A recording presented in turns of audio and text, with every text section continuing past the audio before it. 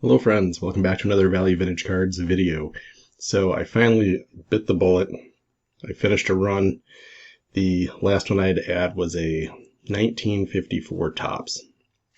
That kind of surprised me for two reasons. One, that I haven't had it for years, and two, that I finally, based on the way I collect now, bought a 1954 Topps. So the last one I needed to complete this guy's run was this thing. That's the perfect grade for me. Ones can be all over the gosh darn map. It's a 50s card. I don't do collector grade, investor grade, whatever that stuff's supposed to be. I'm way less concerned. Everything on the back is easy to read. Nothing crazy. In fact, I mean, really the condition of it, it's pretty sharp. You know, again, trying to find the right one. I mean, when you're shopping for high-end ones and twos, there's a lot of right ones, honestly, but I didn't have the Lasorda, and Tommy Lasorda is interesting because he was actually a pretty big donor to the college I went to, which was in Indiana. So it made not a lot of sense to see a Tommy Lasorda picture up all the time, but I guess he was a big donor. I'm not sure completely of all his different affiliations, but I know he had, visited the school sometimes and was a big supporter of the baseball team, which was not like a, powerhouse or anything like that. I mean, guys on the baseball team were my buddies, so they were good, but it wasn't something where you'd say, like, that makes sense. Major league affiliated players and coaches and managers want to be associated with that school. It's not where I went to school. So the 54 Lasorda, I don't know why that's always escaped me. It's always been one of those cards that's not that expensive, but still, like, surprisingly not cheap, right? That's his rookie of sorts. But then, as you start collecting and you get into my world, I picked up the 55 golden stamps, which is a cool one, of Tom Lasorda. I thought that was neat. So that kind of gets his major league career covered of sorts. And then I shared this thing, I'm not sure when. Maybe it was live. Maybe it wasn't even on my channel. I'm not even sure. But I thought that was really, really neat. 1952 Parkhurst, Tom Lasorda, made by Frost Aid. So it's a minor league era card. Rookie, pre-rookie, whatever we want to do with that.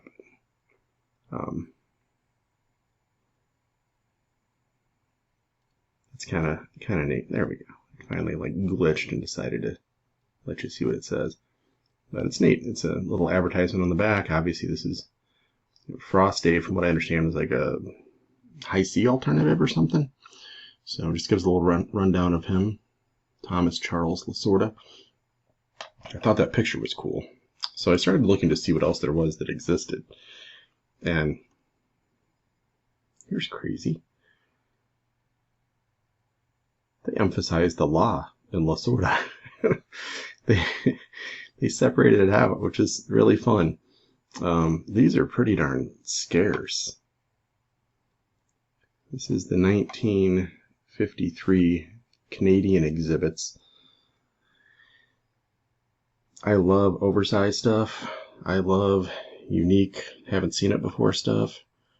Love youthful images, minor league, pre-rookie stuff. I mean, all those things are fun. And when I started looking at it, I was like, well, I'll be darned. They probably have one picture of this guy, and I've just been sharing it.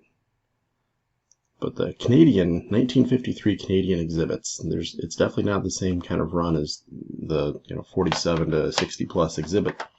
But when you find players in there, they definitely go for a premium. They're definitely way, way, way more scarce and rare. To get into that debate again. But I just love the chance to have something that's, pre-rookie, a little more exotic, a little less common. I don't know that I'd seen that card up until, searching it out. So it's not something you walk into a card show and see sitting on a table. It's never been in a dealer. It's not a popular item. So maybe it's not, by my definition, scarce, but it's definitely rare. So I enjoy it. But that got me thinking, I love managers, coaches, that kind of realm. So recently we were showing some of these things, and one of the reasons I have Connie Mack stuff is that I just appreciate his position in history. The images and colors on these are just so ridiculously fantastic. So that thing is amazing. Collar and tie, I think that's just so neat. And then the other one we showed, this is one that John Mangini showed and then I showed, but this has been one of my favorites forever. To me, I can go down all these like little rabbit holes, but I'm not a big slabber person. I do grade some when they're really, really exotic. There's a pop 10, 20, 30, and it's worth $500 or more. Somewhere in there is like the line where I cross and say, like, probably should slap this thing. This card is, $100, $200. It's not all that crazy hard to find. You go on eBay right now, you'll see a few of them for sale. So to me, that's a perfect one to not spend another 15 or 20 bucks on it, because that's a 10% price increase. It's never going to leave my collection. When I'm gone, either my kids will decide to keep it or they'll send it on to an auction house, and the auction house will tell them what it is. So I'm not sure that I'm as concerned about having everything graded. It's well protected. It's well loved in my home, so I'm good with it. All right. I'm going to jump around a little bit here. Show you some other fun stuff. 1931 Chicago team set. This is another one that is shockingly not expensive. William Wrigley. That's really fun, right? Wrigley Field, gum, all the good stuff. So, yeah, this was, honestly, the little sticker they have on the back might be what I paid for it. 12 bucks? Why not, right? It's fun. So, William Wrigley in the collection. Staying Chicago baseball, I guess. We'll go a little pricier. I've had this one for a little bit. Charles Comiskey. So, get my little goofy fingers out of the way. You can see the whole thing. Obviously huge. It's the size of a magazine page. The back is blank, as expected.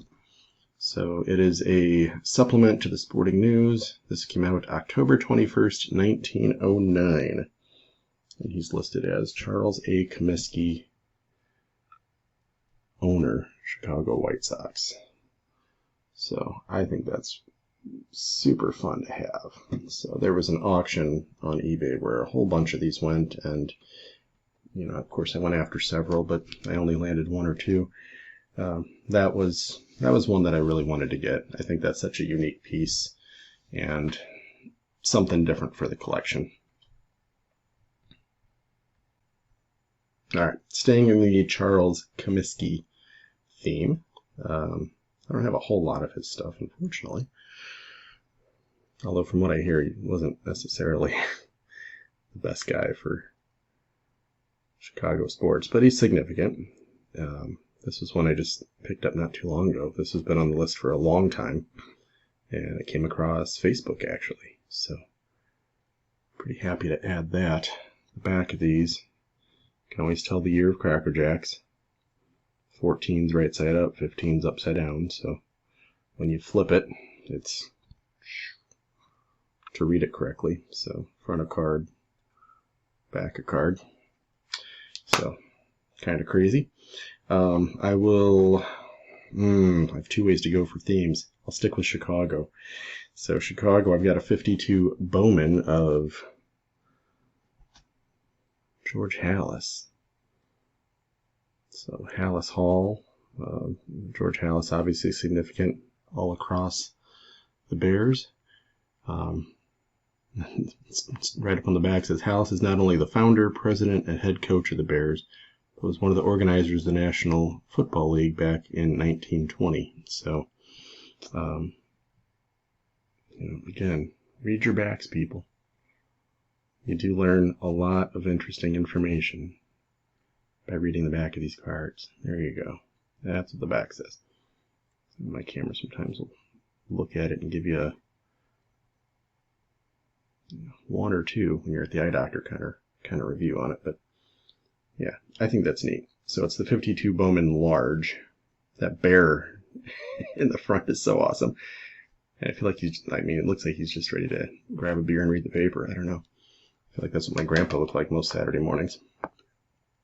And then next, we'll stick with Chicago. I showed several autographs, and I showed his rookie autograph the other day, which is really fun. But with Ditka, he was born in 77. His rookie is 62. Clearly, I didn't see him play, and I feel like Dallas claims him as much as the Bears when it comes to his playing career. But when you come to a coach, the coach, when you get SNL skits made about you, the super fans, I mean, I think Ditka was more iconic on that show than even Jordan. Who's going to win, the Packers or a team of mini Ditkas? Yeah, mini Ditkas 77, Packers 3. Like that's like, to me, that's my childhood. That's so much fun. So you got to support Ditka. Yeah, just cool. So I've got several of his stuff autographed, but when you talk about classic Ditka, the Bears sweater, the glasses, the mustache, the cigar, I mean, that he's a caricature come to life. So last one I'll show you guys today. I don't want to run this too long, but I thought this was a fun little concept idea and theme. This is probably, when it comes to non-players, and obviously this is, playing era. He played. But when you get Branch Rickey, he is the Jackie Robinson of executives because he signed Jackie Robinson and handpicked Jackie Robinson because he knew he would be strong enough to go through everything that was going to probably be thrown at him.